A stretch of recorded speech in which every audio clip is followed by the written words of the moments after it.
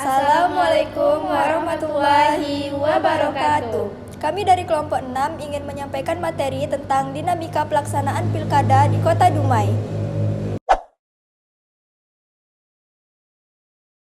Secara spesifik di Kota Dumai, dinamika pelaksanaan pemilihan kepala daerah terkini mengacu pada jadwal pemilihan kepala daerah serentak nasional pada tanggal 27 November 2024 yang diatur berdasarkan kerangka hukum yang telah diperbarui dengan tahapan yang dimulai sejak Juni 2024.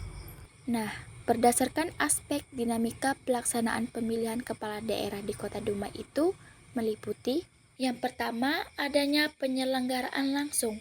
Artinya, pemilihan kepala daerah di Kota Dumai dilaksanakan secara langsung oleh rakyat dengan penyelenggaraan di tingkat kabupaten atau kota, dan itu sudah menjadi tanggung jawab KPU Kota Dumai. Yang kedua, adanya tahapan dan jadwal. KPU Kota Dumai telah menetapkan tahapan dan jadwal untuk pemilihan wali kota dan wakil wali kota Dumai tahun 2024 yang mencakup tahapan persiapan dan penyelenggaraan. Ketiga, pencalonan. Merupakan proses pencalonan mengikuti aturan yang berlaku, baik melalui jalur partai politik maupun jalur perseorangan, dengan syarat dukungan KTP yang telah diverifikasi. Keempat, penyelesaian sengketa. Merupakan perselisihan hasil pilkada diperiksa dan diadili oleh Mahkamah Konstitusi sampai dibentuknya Badan Peradilan Khusus. Singkatnya, Undang-Undang Nomor 1 Tahun 2015 adalah bagian dari sejarah regulasi pilkada yang menjadi dasar bagi undang-undang yang lebih baru. Pelaksanaan pilkada di Kota Dumai saat ini mengacu pada Undang-Undang Nomor 10 Tahun 2016 dan Undang-Undang Nomor 6 Tahun 2020 serta peraturan KPU terkait yang merupakan perubahan dari undang-undang awal tersebut. Baik, saya Wia Triana akan melanjutkan materi berikutnya. Dumai memiliki banyak partai yang aktif, sehingga koalisi sering berubah. Pencalonan wali kota umum dipengaruhi kekuatan koalisi. Partai tingkat kota dan provinsi, banyak calon yang berasal dari birokrasi, pengusaha, dan tokoh masyarakat. Figur lokal dinamika karena pendekatan dengan masyarakat dan jaringan ekonomi politik setempat. Tingkat partisipasi di Dumai cenderung berfluktuasi. Faktor yang mempengaruhi yaitu pendidikan politik masyarakat, ketidakpercayaan pada elit dan lokal, pengaruh media dan kampanye digital. Dalam beberapa pilkada, pasangan calon harus menempuh jalur Mahkamah Konstitusi. Perselisihan biasanya terkait selisih suara tipis. Dinamika pengawasan meliputi pelanggaran kampanye, politik uang, dan netralisasi ASN. Baik, saya Wibi Cepelesta yang akan melanjutkan materi selanjutnya. Dumai ikut dalam gelombang pilkada serentak nasional, misalnya 2015, 2020, dan kedepannya 2024 atau 2025. Dinamika di Dumai biasanya mencakup koalisi partai politik yang berubah-ubah menjelang pendaftaran dan munculnya kandidat independen karena Dumai memiliki basis komunitas sosial yang cukup solid.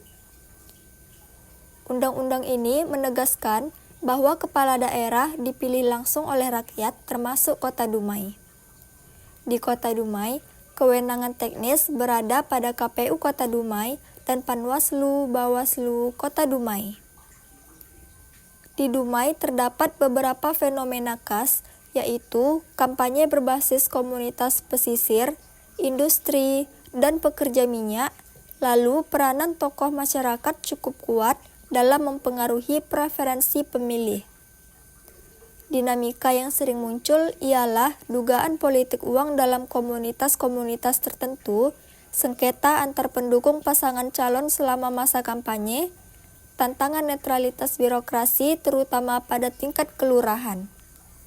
Undang-Undang Nomor 1 Tahun 2015 yang kemudian beberapa kali direvisi menjadi Undang-Undang Nomor 10 Tahun 2016 mengubah tata kelola pilkada secara signifikan.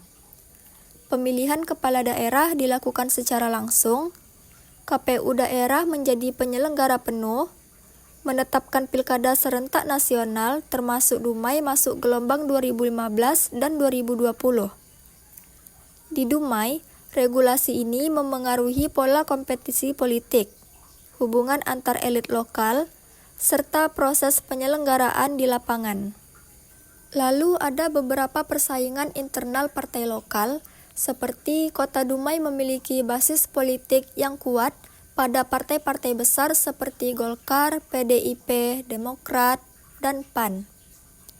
Undang-Undang Nomor 1 Tahun 2015 yang mensyaratkan dukungan kursi DPRD mendorong koalisi lintas partai sehingga negosiasi antar elit sering berlangsung intens.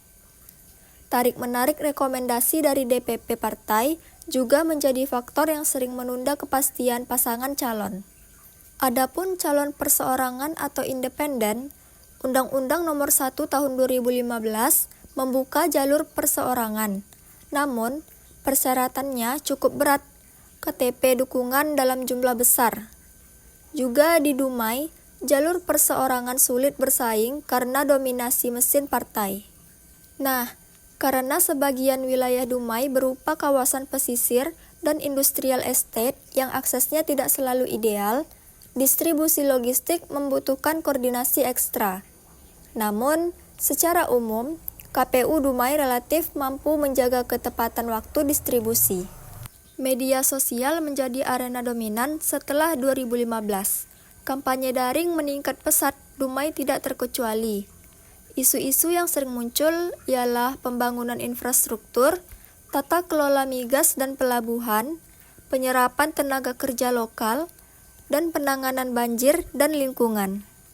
Setelah penghitungan suara, sengketa ke Mahkamah Konstitusi cukup umum di berbagai daerah, termasuk Dumai. Biasanya berkaitan dengan selisih suara yang tipis, keberatan atas rekapitulasi di tingkat TPS atau kecamatan.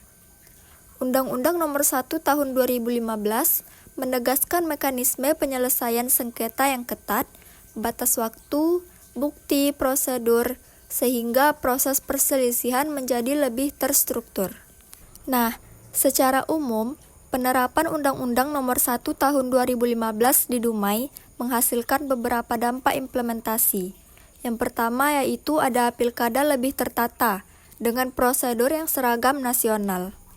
Yang kedua ada kompetisi politik lokal menjadi lebih terbuka, namun tetap sangat dipengaruhi jaringan partai.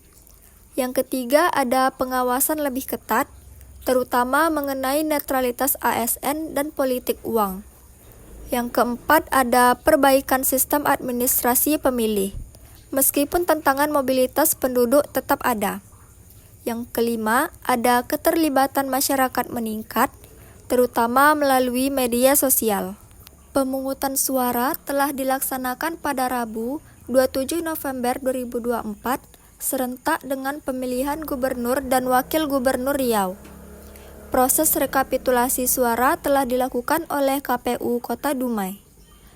Pasangan calon yang tidak puas dengan hasil rekapitulasi mengajukan gugatan perselisihan hasil pilkada atau PHP ke Mahkamah Konstitusi. Mahkamah Konstitusi secara resmi telah menolak permohonan sengketa pilkada Kota Dumai yang diajukan oleh salah satu pasangan calon perkara nomor 89. Baik teman-teman, sekian video materi yang dapat kami sampaikan. Semoga bermanfaat bagi para penonton. Assalamualaikum warahmatullahi wabarakatuh.